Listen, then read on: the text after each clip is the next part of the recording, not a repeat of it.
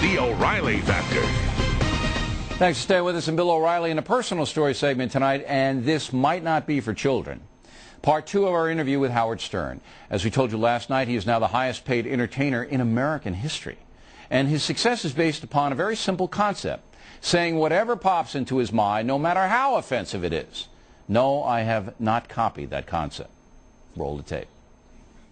Who's your primary audience? All entertainers, all news programs have a primary audience. Who is your primary audience? You know as well as I do, my primary audience are strippers, hookers, and crack whores.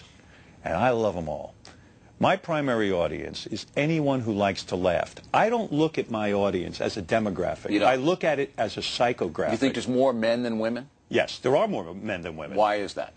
I have always envisioned the guy I'm doing the show for is driving to work. He's a buddy of mine. We're in the locker room, and man, we're talking reality. We're not talking politely. We're being honest. We're being real. Secret to my show isn't dirty words. Secret to my show isn't potty humor. The secret to my show is honesty, reality, that I will say the truth. I was interviewed by 60 Minutes, and they asked me, how did you wish death on a guy? I said, you mean to tell me that you've never wished that somebody was dead? When you saw those planes go into the Twin Towers, did you wish that Osama bin Laden was caught and killed? Well, I feel the same way sometimes when my back is up against the wall. I want Osama bin Laden dead. Our whole country does. And I've wished death on people on my show. People go, that's outrageous. I go, no, I'm just willing to admit it. All right, so your audience is blue-collar guys, working guys, regular guys. Well, no, it's not just blue-collar guys. People like to think it's like a bunch of beer-guzzling guys. There's a thing called the Scarborough Report. And maybe you're aware of it because you're doing radio now. They analyze not who's listening by age. Yeah, demographics and everything like that. They find out income, college education, and I have probably the most educated audience and highest grossing income audience. Dare I say more than you, Rush Limbaugh, anybody else. It is a phenomenal audience, a brilliant audience. It's not, you know, you're going to judge my audience by the guys who call in? No. That's not right. That's about a 0.5%. Is it still going to be lesbians on parade and strippers and all that?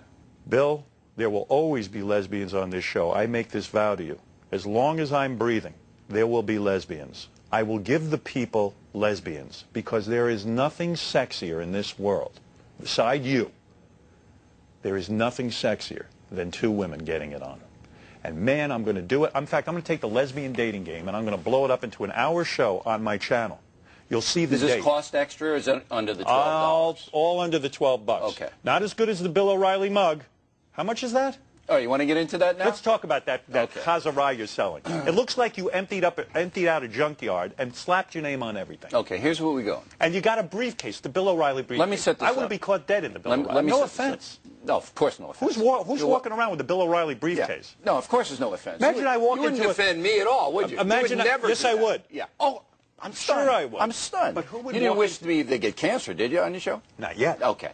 Now listen, you go on your show and you say O'Reilly's selling all these, what, tchotchkes? Is that what you say? Tchotchkes, garbage. That garbage. Welcome mats. Okay. Bill O'Reilly welcome. All right, whatever. Now, you know that all the proceeds go to charity. I don't believe that. What charity? You don't believe it? What charity? Okay, Habitat for Humanity just wrote him a big check. What is Habitat for Humanity? That's when people like you know, if you cared about other people, yes, would then build a house for poor people. Novel concept. In fact, you know what you could do? 100% of the profits? Yes, everything I get. I remember, you know what you could do, doesn't this appeal to your ego? Can't you? You make a lot of money. Can't you donate money to charity? Can't Fox I do that anyway. Why this does Fox is extra News? money. Listen.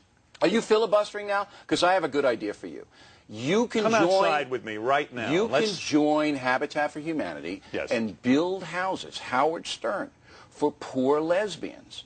Ooh. I mean, this would be perfect. Now you're thinking. This would be perfect. Now you're thinking like a degenerate. All the money that I derive from BillO'Reilly.com Factor Gear goes to charity to help kids and poor people. And you are mocking it. I'll tell you why I mock it.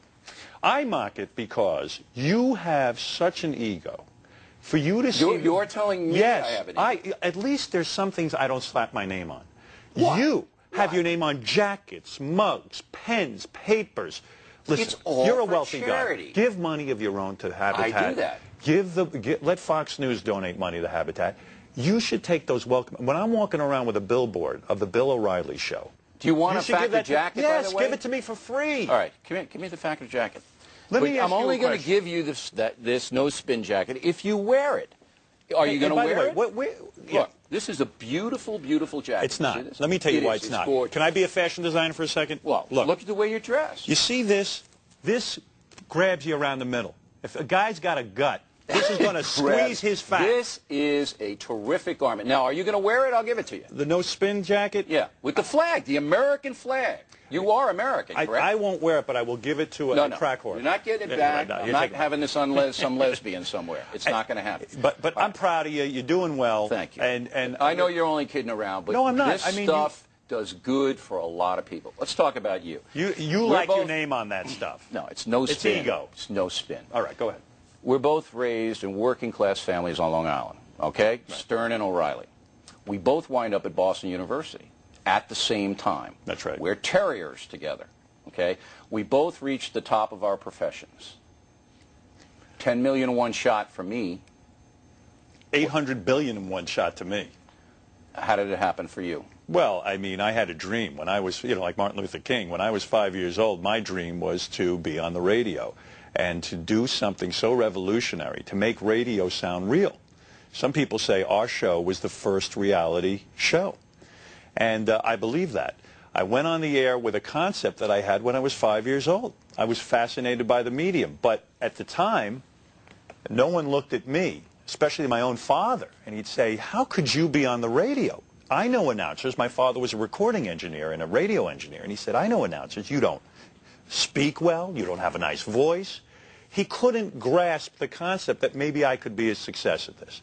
And so my whole life has been devoted to proving him wrong and showing him that I could be on the radio and that I could make radio one of the most important mediums. Does that still drive you today? Absolutely. I think so.